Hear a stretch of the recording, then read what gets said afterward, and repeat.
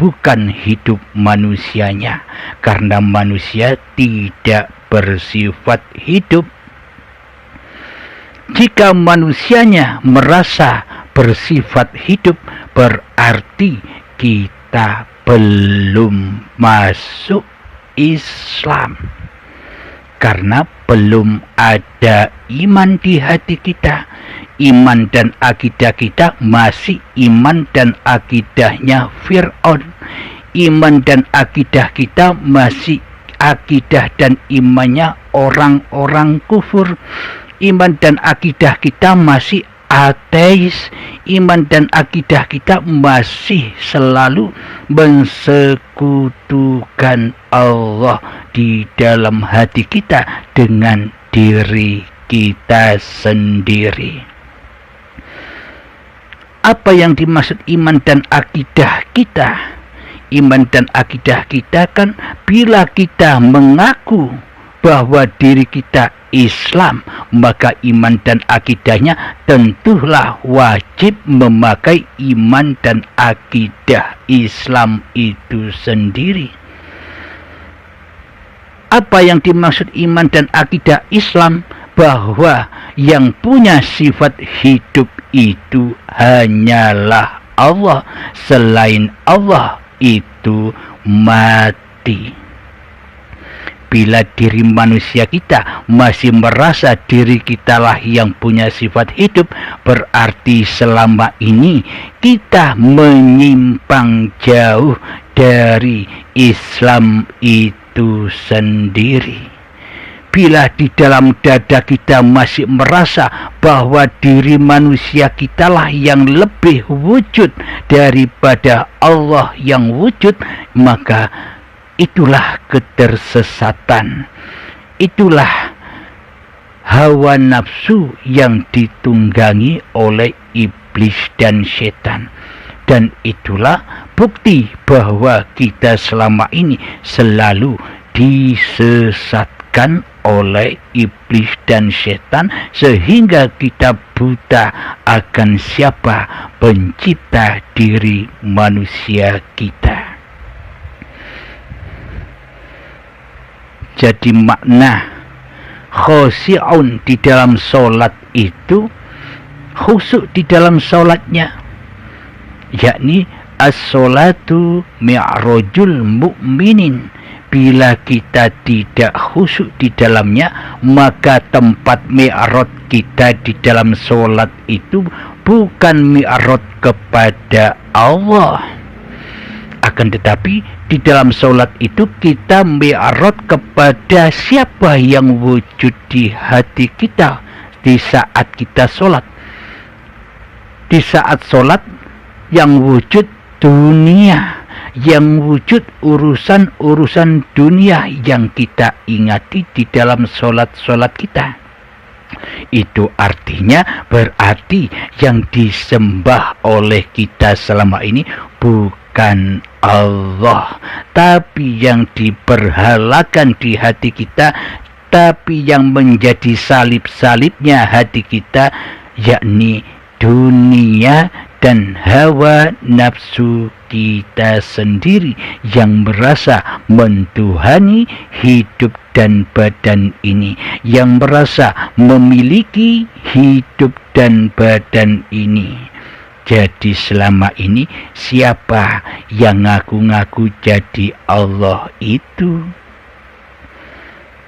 Jadi sebenarnya orang-orang yang ngaku-ngaku sebagai Allah tapi dia tidak terasa itu adalah ketika di dalam hatinya Allah masih gaib. Allah tidak ada. Yang wujud, yang ada hanya dirinya lah sendiri.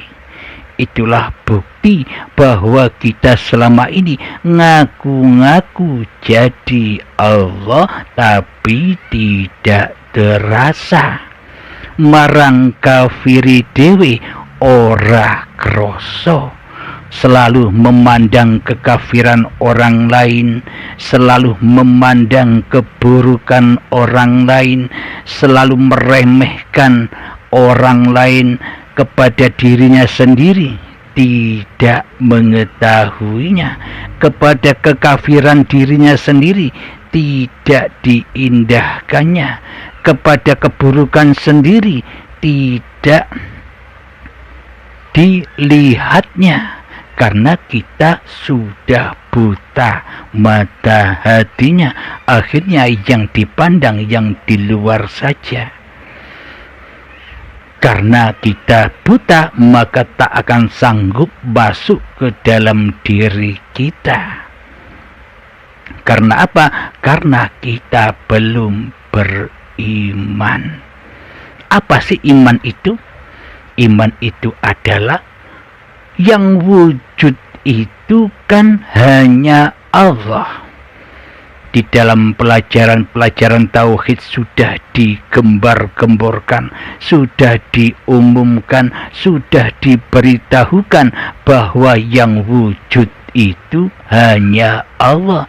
Loh, kok kita ngaku-ngaku sebagai diri yang wujud? Sedangkan yang wujud Allah kita tidak wujudkan, Allah kita gaibkan. Berarti selama ini kan tidak ada iman di hati kita. Bagaimana kita bisa sholat dengan khusyuk? Bagaimana kita bisa tinggal di dalam surganya Allah, sementara hati kita selama ini selalu mensekutukan Allah dengan diri manusia kita.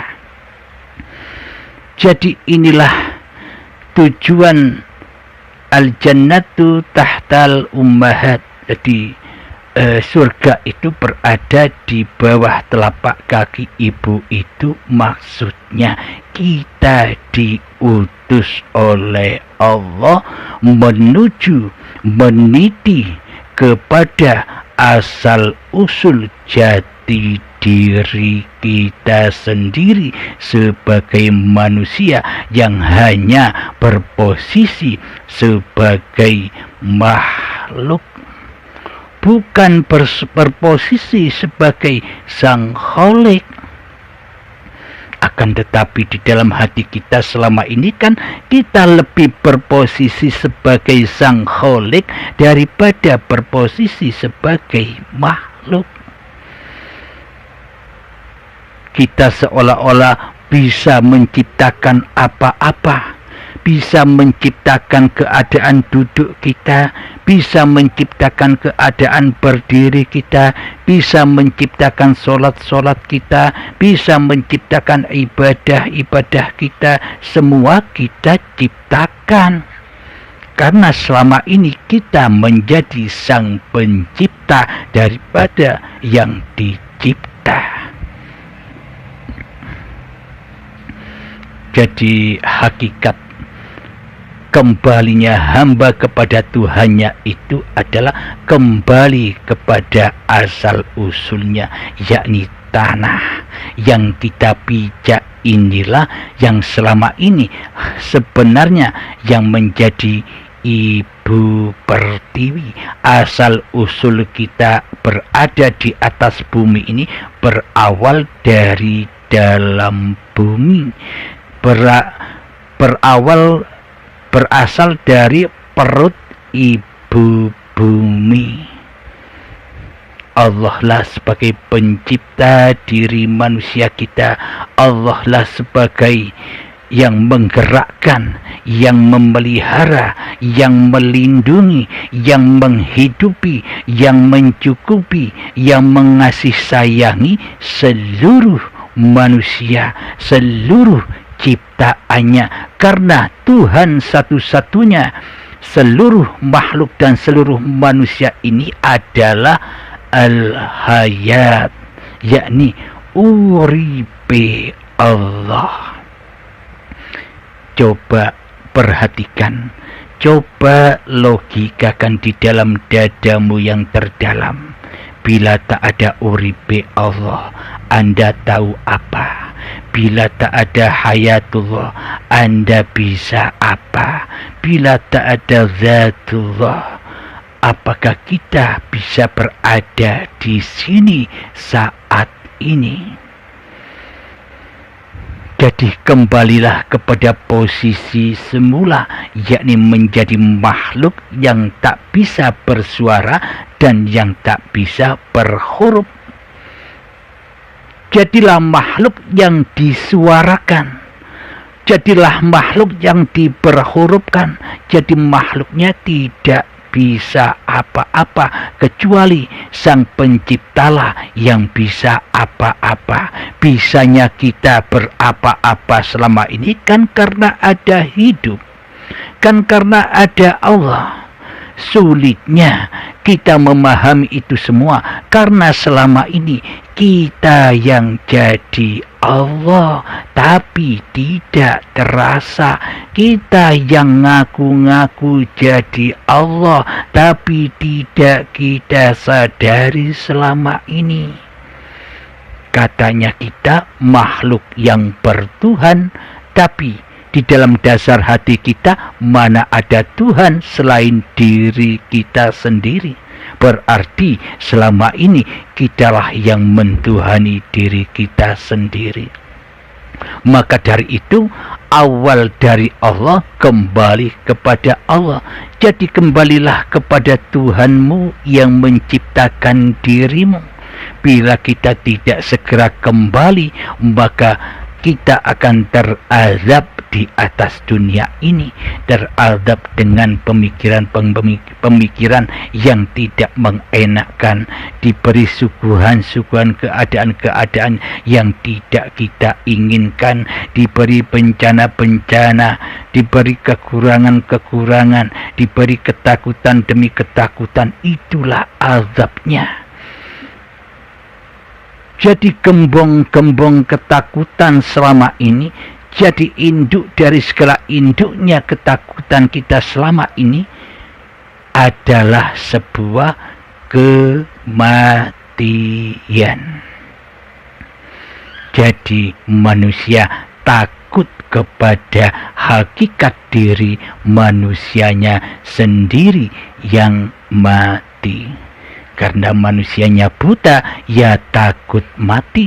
Bila manusianya sudah menyadari bahwa dirinya hanyalah makhluk yang mati, maka ia akan innal awliya'a la khaufun alaihim walahum yahzanun. Sesungguhnya para wali Allah itu tidak ada rasa ketakutan di dalam dadanya dan tidak ada rasa sedih, karena selalu bahagia bersama Tuhannya, karena selalu di dalam surganya Allah Subhanahu wa ta'ala.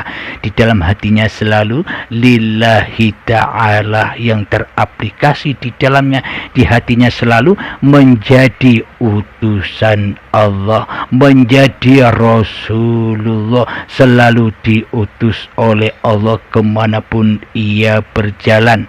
Sudah bebas, sudah lepas dari kungkungan dan utusan hawa nafsunya sendiri yang selama ini memperbudak hatinya.